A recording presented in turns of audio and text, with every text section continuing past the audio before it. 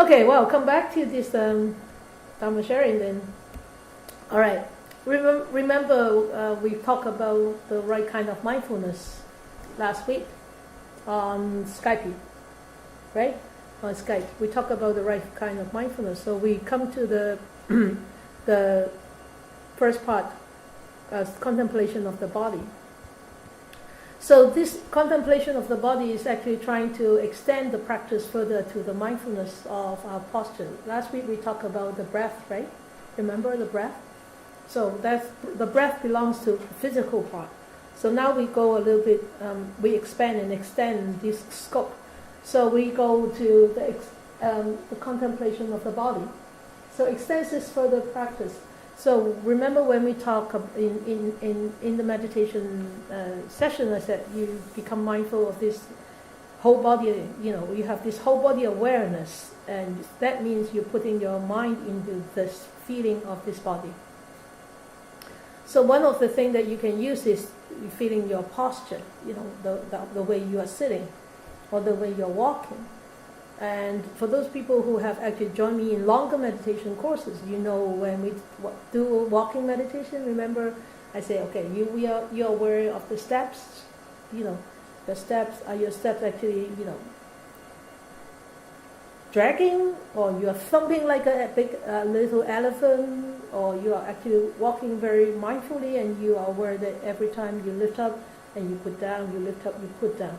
That's awareness, that's mindfulness. And why do we use the posture to train this mind? What do you think? Why? Body's a bigger area. Yes, it's a bigger area. It's easier to observe. It's easier to rest your awareness on. And also, if you put your attention, for example, when you're walking or when you're sitting, you put your attention on your bum. Okay, you know that you rest into the chair and you put that attention on the bum, and you are constantly aware of that feeling. But while we have our eyes open, we have all these sense doors open, and messages still come in, but part of your mind is there, with the bum, sitting on this chair. And if you start to tend to react to the external messages, but because part of your mind is there, at least that part of the mind won't react. You see? At least that part of the mind won't react. And also, because you have that part of the mind tuning into your body, with your body, and being so grounded in that spot, that reaction that you would put out would be much less. And that's this mindfulness holding the mind back, just like this. Okay? And if you're walking, and if you walk and then you put your attention on the feet, and the feet touches the ground, and we call there is a grounding effect. Right? Why do we call it a grounding effect? Because you actually get in contact with the ground, and you're stuck with the ground. And with that ground, there is a support from the earth. And as a lot of people call it, mainly the First Nation call it the Mother Earth, right? You're so grounded with the Mother Earth, and the Mother Earth actually gives you that support. So there's a grounding effect. And what is it with electricity? Where is this ground? Why do you have to put the ground wire there? Because you're safe with that wire being grounded, right? So every time you feel your feet touching the Mother Earth, that actually you're grounded. The whole body energy just stays there, becomes so stable. So that's why why do you want to keep that posture? And there's another reason why you want to actually put your awareness in the posture. Why? There's one main, very important reason. Yes. You see?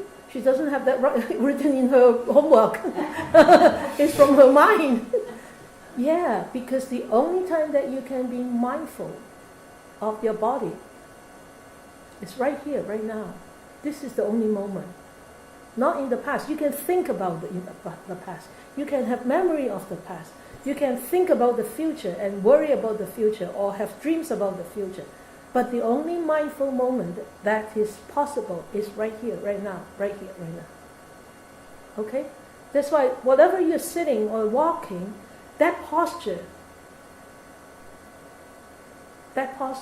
is only applicable in that moment, right? The next moment is another posture. Could be left foot this moment and right foot next moment. Could be no foot at all because you're sitting on the ground or you're just flying, or you trip over, whatever. So that's pertaining to that particular moment. That's why the posture is important in that sense. And also, so this contemplation of the posture will give you this understanding, this experience within your own physical existence. Oh, this is ever so changing, it's constantly changing. Even though you are maybe sitting like me, cross-legged, or you're sitting, on the chair, on the mat, but if you start to put a little bit of attention in your body, that's constant changes. Sometimes the changes could be very subtle. You might not be able to pick them up. Sometimes the changes are very elaborated, very amplified, and it's easier to actually pick it up. Like me, I'm so hot right now. So that heat is very obvious, so easy to pick up. But underneath that heat, there is constant changes happening. That with a very gross mind, you might not be able to pick it up, but at least on a rougher level, you know that there is so much heat. Okay, so now you put your attention in your body. Okay, I have so many sensations in this body right now. There is heat here, and there's wetness here, and there's like chills here, and there's itchiness somewhere on my fingers because so wet in Hong Kong. All these eczema started to blow up, to flare up. So all these things starting to this is so rich in experience. If you start to rest this mind in this body, I talk to you, but I'm feeling this body at the same time. That's why I can still feel that, to experience that sensations. And it's a very, very grounding effect. So if we notice that our mind is, everywhere or agitated, irritated, that means you're not grounded. So at that time, try to bring yourself back. At least put a part of your mind to feel the bum, or to feel your feet, or to feel anywhere that is more obvious to you, easier for you to observe and feel. Okay? So there are actually 4 postures, basic postures that we can be aware of while we are walking. So don't waste the time while you walk from your car to your office. You can have actually a meditative walking, walking meditation. And you get so grounded with that walking meditation. You go back to the office, you sit down, you feel, it feels quite nice, quite okay. And with that mindset, you start that day off. And every now and then when you are standing, you feel the bottom of your feet, or you feel this whole body standing there. While you're talking with people, then I'm standing like this, I'm standing like that. Oh, then you straighten yourself up. People continues to stand like this because they don't aware. People continue to sit like this because they are not aware. If they become aware, and if they start to feel, hey, this is so weird, and I'm staying like this all the time, or this doesn't look very nice and doesn't look very polite, and you start to, adjust your posture. So standing also can actually allow you to sort of tune into your body, what's happening right now at that moment. Because why do we have to tune into the body? When we talk about the contemplation of the mind, we know this body and the mind are so connected together. If anything happens in the mind, it actually manifests itself right into the body in the first place. Okay? So that's why by contemplating on this body, we actually is indirectly contemplating on what's going on in the mind. So, for example, if people like standing there, let us use this young man example. Is he Wolf, the one who shot in South Carolina? Is he Wolf? I think his last name was Wolf, right? Roof or Wolf? Roof. Okay. So Mr. Roof was sitting there 2 hours together with this Bible group.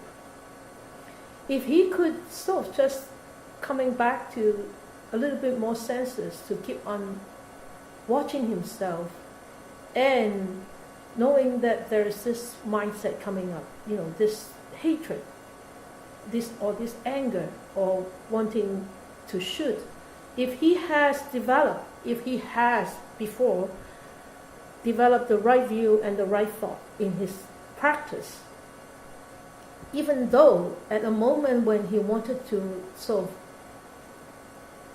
you wanted to call that action a revenge or whatever expression of his own hatred, then if that kind of thought that comes up, he would be aware. If he is so used to this awareness, when he sits down with this Bible group people, this, I tell you, with somebody doing that kind of action, this thought of hatred or revenge or whatever would be constantly coming up. Every second, moment to moment. And each moment it comes up, it actually gets strengthened. Another moment comes up, it's strengthened more. Unless your right view and your right thought start to set in, it's like, hey, come on. This is going to be hurtful to me and to others. Is this the right action? Then you start to ask questions in this mind. Is this right action? What do I get from here? And what do I get in this life? If they don't believe in next life, doesn't matter. What do I get from this life? And how would the other people feel? And how would I hurt the other people? And how would their families feel? Then if they have a little bit senses, that means that little bit senses actually is awareness. It's that mindfulness. Right? If they have a little bit of senses there, then they start to realize, hey, just one thought would be enough. Just one moment of awareness would be enough to actually rouse up that continuity of awareness. But he doesn't. He did not have that moment of awareness where it was the right kind of awareness, the sammasati. He had the awareness to kill. That's all he had. But he did not have the right kind of awareness. It's not to do harm and to do good. Right? So this awareness, this right kind of awareness, is not to do harm and do all good, has to be constantly remembered. Has to be constantly aroused in our actions, in our daily life, so that at times, at critical times, this becomes such a habit already, it will just come back like this. We are building up good habits with right kind of mindfulness. So the bad habits, the old habits would be, slightly being washed out. That's all we can do. We cannot be a perfect human being, right, just like this, flipping our hand. No, it is impossible. We spent such a long time building up to what we are right now. If you don't believe in past life, doesn't matter. At least now, in this life, I have spent 60 years building up to whoever I am right now. So at least I need another 60 years to change it around, if not more, right? So what we can do is just to be optimistic and just to be, diligent in building up that kind of mindfulness, constantly remembering and constantly noticing and constantly aware and constantly putting that into action. Okay? So bodily postures are actually wonderful because we are either walking or we are either standing or we are either sitting or we are either lying down. right? So this standing actually includes what? It includes talking, includes eating. That means standing, that means you are in this body, you are inside, you are doing things, you are performing chores. Okay? So you are standing there washing your dishes, then you are aware. You're standing there taking your shower, you can use that posture to build up that awareness. Don't just shower, and forget everything about this mindfulness. Okay? And if you enjoy that heat, that means, I am enjoying. I like this splashing of water down my body. And you see, this liking, you are aware that you like this water splashing down your body. You are aware of that mind, that there is some kind of pleasantness in that action. So, that's the continuous cultivation of our own awareness right here. Okay? So with this experience in these postures, you will notice that this body actually is some physical thing, is some physical existence that's actually constantly changing. And you ask yourself, hey, who am I? Is the hair me? Is this body me? Is this skin me? Yes, it hurts, but is it really me? Or I'm just a whole combination of things, including the bones, the flesh, the hair, the ears, and the tendons, and the fluid, and everything. Okay, so don't believe that you are really you. You're just a combination of things putting together that make you look like this. And we give this look a name for convenience. So I don't want to call you, this person, this bubble with the black hair, and this bubble with the blonde hair, and this bubble with the silver hair come over, then we will all be so confused. So for conveniences, we give something a shape. Okay, this is called a square, and this is called a ball, this is called round. So just for convenience, but the whole true existing, the ultimate truth of this is made up of so many things. Then where is this true self here? So this attachment to yourself to this self is actually the cause of all afflictions, of all troubles. That's where all the troubles come from, right? The attachment to this view, this is my view, and this is the right view, and you have to buy this view, and you have to believe in this. Nothing is absolutely right, nothing is absolutely wrong. It's all conditioned. Of course, we do need some standard. That's why we have laws. That's why we have, in between countries, we have what we call treaties. Yeah. So we need to have. We need the community need to be in order, and the sangha need to be in order. Otherwise, it's all confusion, right? So this mindfulness, we call this mindfulness. It's called sati, right? That actually mindfulness has three parts in it. The mindfulness, the clear comprehension. Actually, there should be three parts. It's the continuity, okay? Satima, that means the awareness. And sampajana, that means clear comprehension. And also it's continuous clear comprehension. Okay? So this actually adds to the bare awareness, an element of understanding. And when one is actually aware of themselves, you start to understand this existence, and also you start to understand the mental existence.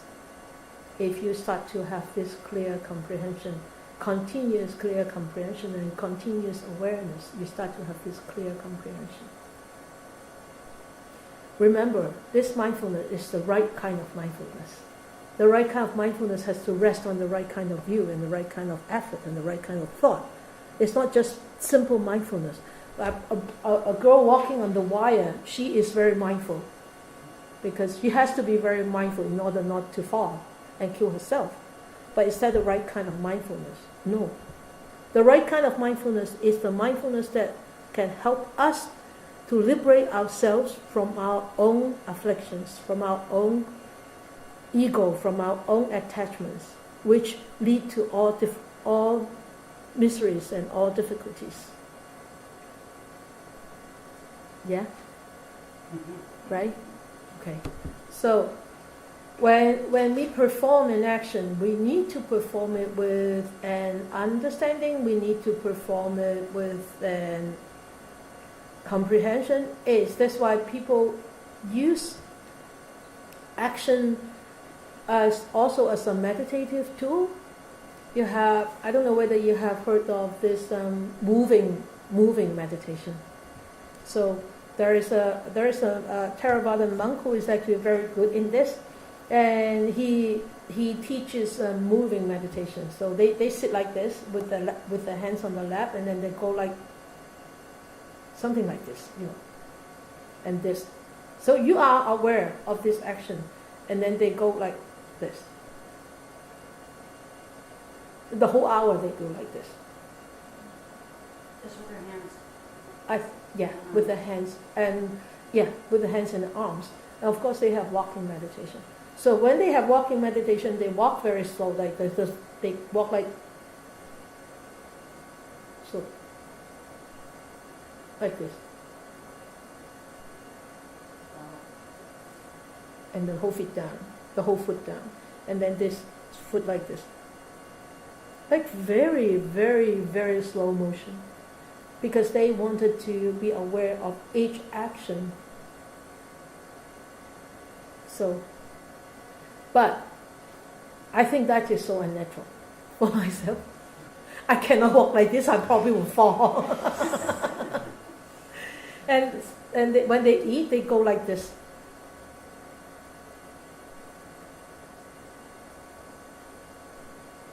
I guess you guys cannot do it, otherwise you won't be here, right? I can't do this; it's too slow. I just couldn't put it in my mouth. But when I chew, I'm mindful, So that's the way that they teach. Is they try to be aware of this chain of actions, each movement. So your mind rests on the movement. So you are aware on this movement. So the whole hour they do this. So this is the moving, they call it moving meditation.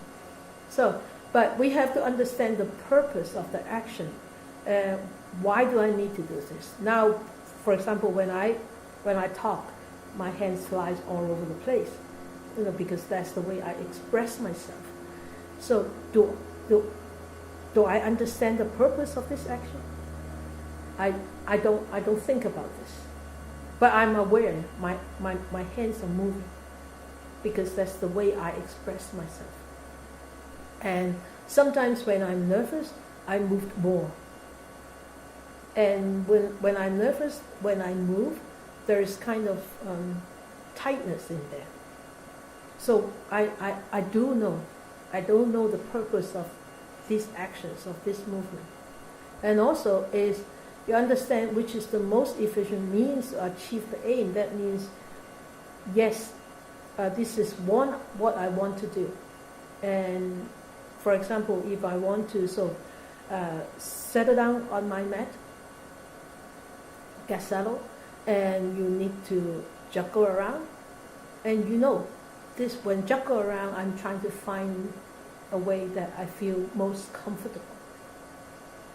Why do I need to find most comfortable position? Is I would like to sit through this meditation, rather than keep constantly jiggling around and trying to find this posture and trying to rest this mind. Because if the body is not still, the mind has a very difficult time to be still. Okay, so like right now, I'm moving my legs. Why? Because my ankle is caught on the edge of the chair. So in order to relieve that pain, I need to move this change this posture. Okay, so you need to understand why, and actually all these actually it's a training. It's a training to be mindful. Not just doing it out of a blue moon. Okay? And also keeping in the mind a very mindful state even when engaged in another action is like I'm talking right now. And my hand, I'm moving my hand. So sometimes people talk, sometimes people do things, but there is no awareness in the back of the mind. So that's why a lot of times if we talk without this awareness, we could the words come out could be very hurtful, could be very damaging. Okay, so that's why it's keeping the mind in a very mindful state, even when we are engaged in any other action. So the last part is this understanding without any delusion. Without any delusion that we see this action is actually a very impersonal process. There is no really a superior self that is controlling these actions. Okay? For example, if I want to from here to walk over there, all I need is to just to get up because I need to walk. And there is really no true self that is controlling. It's just a whole condition coming up. The condition is I need to walk over there. This is the aim. This is the whole purpose. So I get up. Then the back of the mind knows in order to get to there, I need to take steps. And throughout this whole path, I'm walking very mindfully, knowing each step and knowing to stop at the door, not bump into the door. Like people, looking at their cell phone and walk into the door, into the glasses, right? So those are no understanding. There is no mindfulness. There is no aim in those people that walk with a cell phone. They don't know what's happening. They don't know what's happening here, and they don't know what's happening out there either, right? Yeah, you see that so much now. Oh yeah, they walk right in front of the car. Yeah, there was a lady apparently within the last week, my husband was telling me, that actually pushed her baby buggy off the sidewalk into the back of the vehicle. Wow. Because she was on her cell phone. I know. And they tried to blame the driver, but having the buggy actually hit the back wheel, the front wheel, and with witnesses, there wasn't a problem. Yeah, I know. This technology is nice in a way. That actually brings so much conveniences. But yet, people actually abuse using it. There's, with mindfulness, with a little mindfulness, you can actually put yourself in control. Not the machine controlling you, not the phone controlling you. It's you controlling the phone, controlling the use of the phone, right?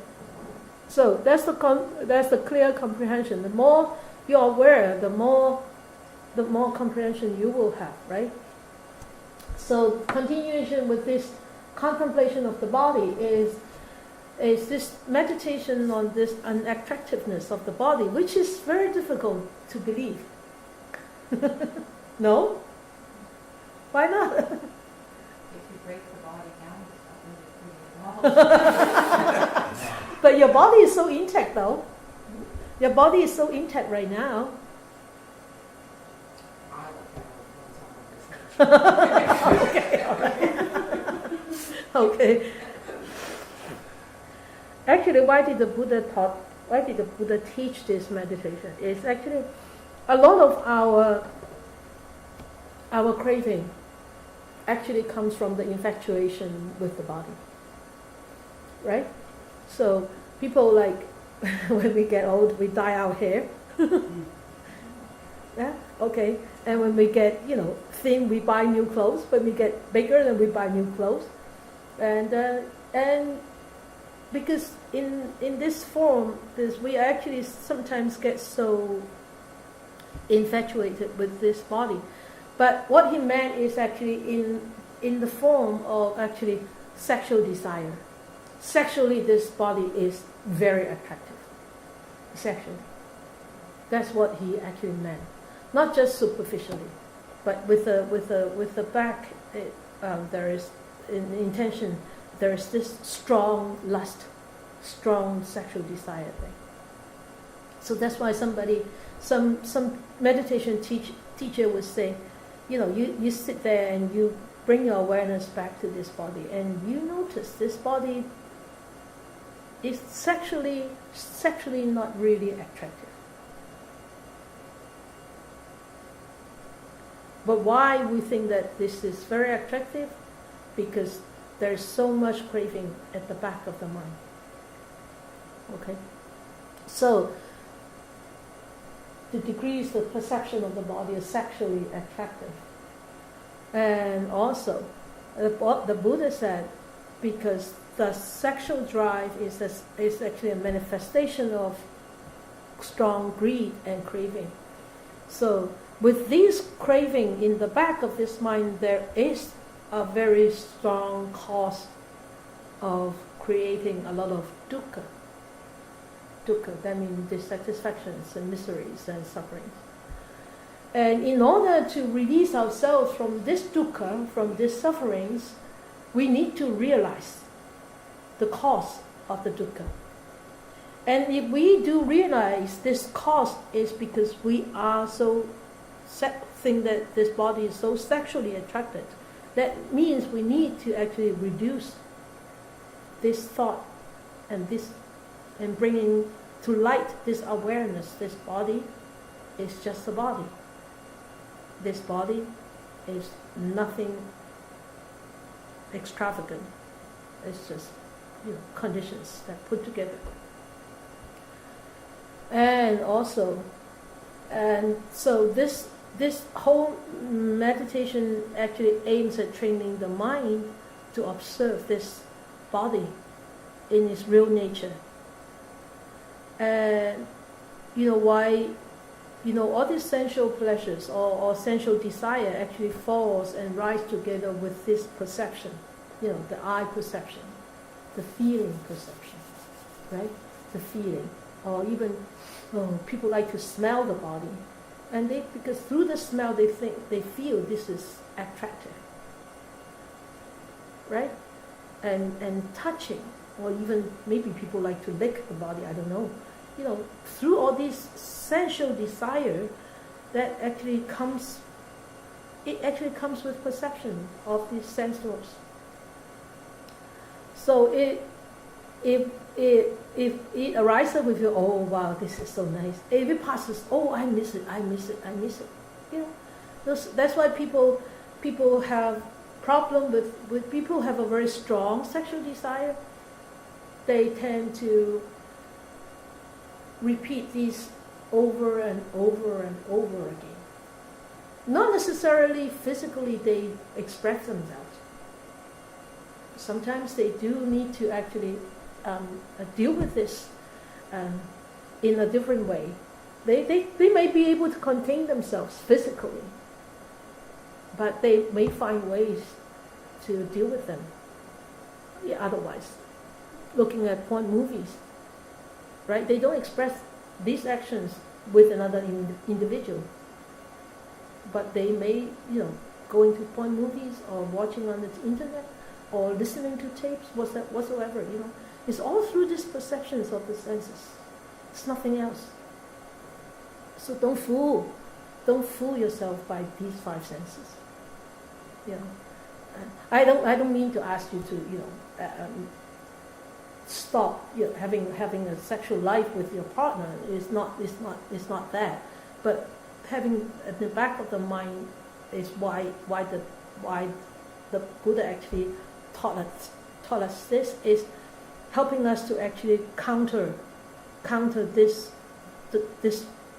force that would actually sometimes bring a lot of dissatisfactions and sufferings.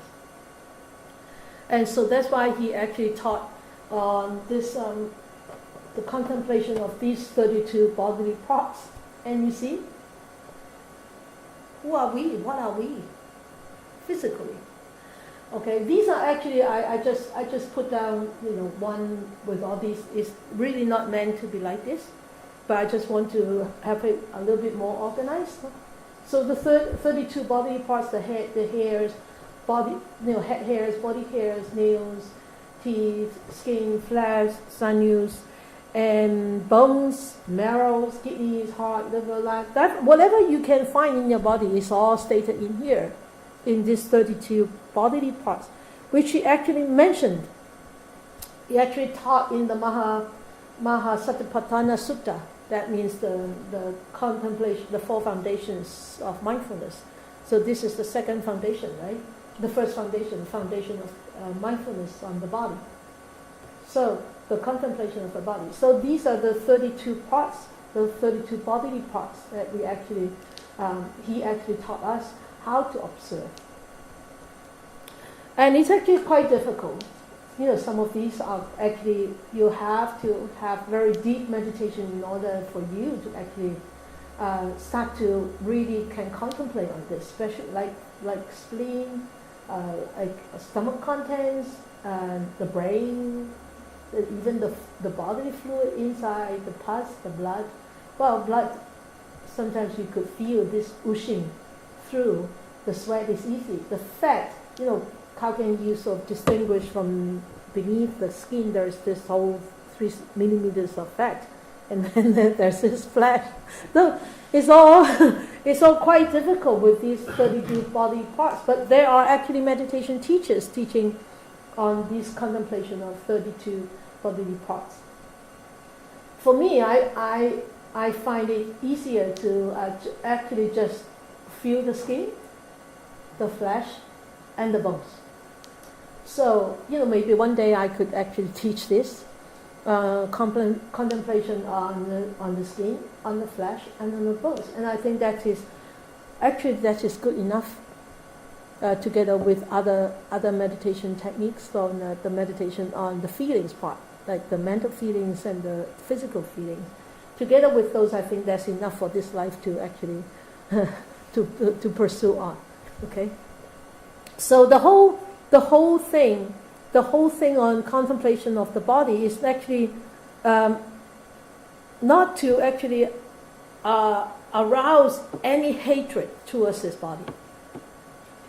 Okay, not to arouse any sort of like a hurting towards your body. Oh, you're so unattractive. I don't need to look after you.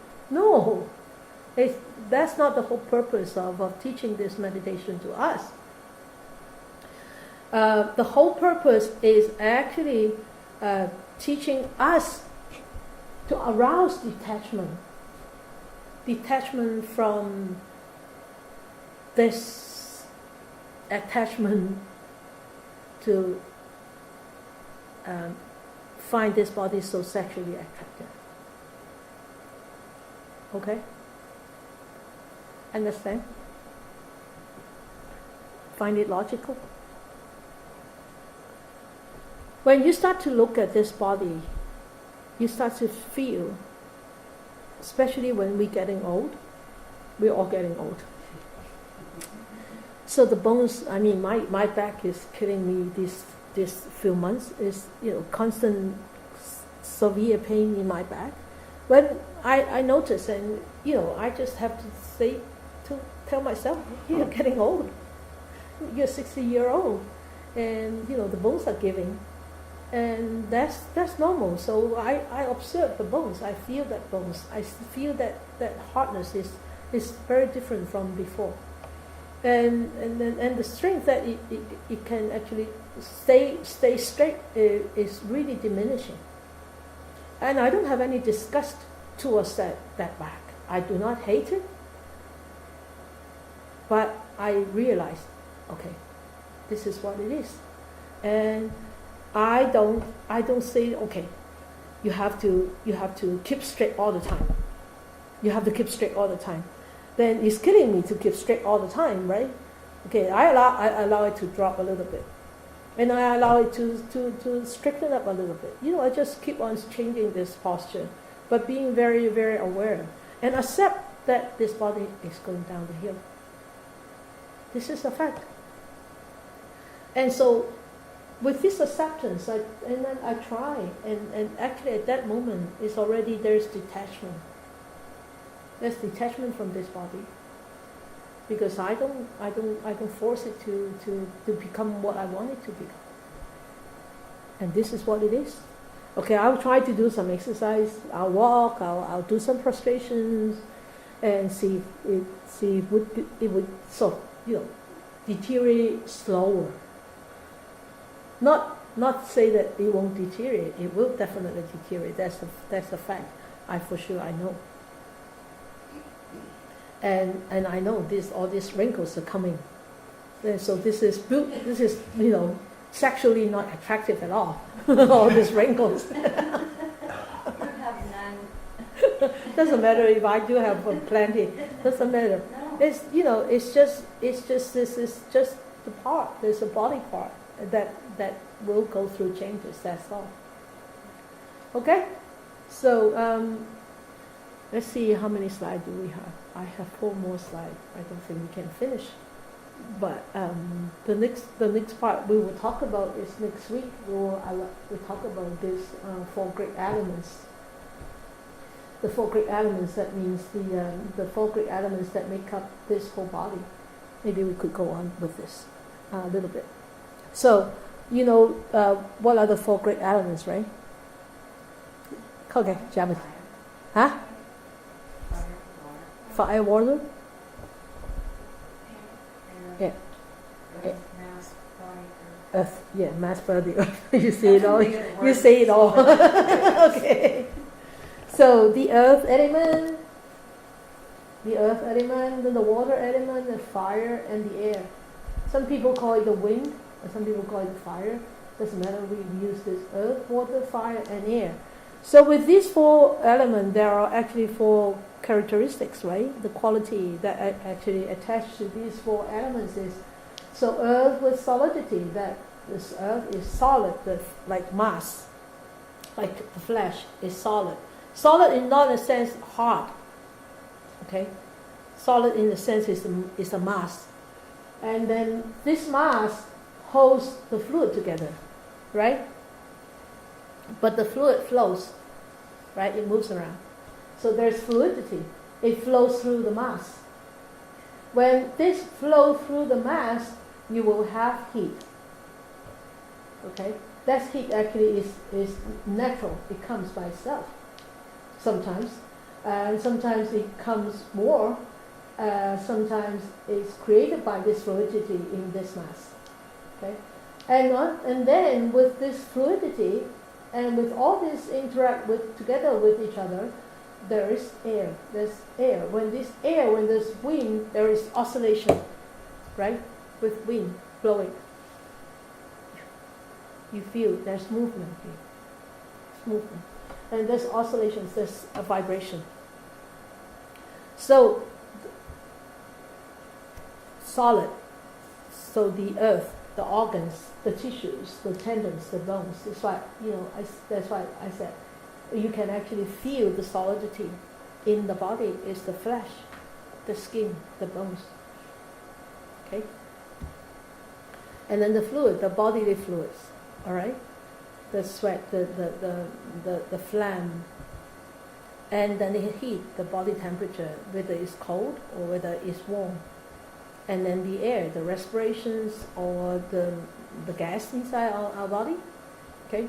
So when we start to notice this, when we start to notice, to analyze this, when we start to notice these 4 great elements, it is essentially identical to whatever that is outside. Look at the tree. The tree is an exemplification of what? solidity and also liquid. Yeah, there is sap in there. There is heat. You put the leaves in the garbage bin, and 20 minutes later you open up the lid, and there's so much heat that comes from that leaves, right? There's definitely air. So you see, it's identical with us, with the external environment. Even the mountains. In the mountain, there is earth, there is wind, there is fluid, and there's this whole heat in the mountain, right? You dig deep into the cave. The cave inside is so cool, but yet the surface of the mountain could be very warm. Or in the winter it could be very cold, but inside the cave, if you go deep, it's so warm in there, right? So it's actually, we know this body is, with the external environment, is always can be interchangeable, right? And if we start to actually realize this with prolonged meditation, we will hopefully one day start to stop identifying myself with this body. Me doesn't equal to this body. Mine doesn't equal to this body. I doesn't equal to this body. It's a very deep philosophy in this aspect.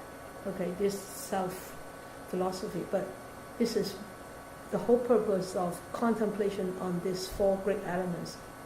So we start to see this body is nothing than just a particular configuration of all these four elements putting together. And of course, why he taught us this, because he wanted us to understand the truth pertaining to this existence, so that when this physical body is changing, not according to our wishes, we will still be as happy as we can. Right? Okay, so there is this the cemetery meditation. Maybe we can save that to talk about it next time. The cemetery meditation is quite an interesting meditation to talk about, and I think we can save that for next week.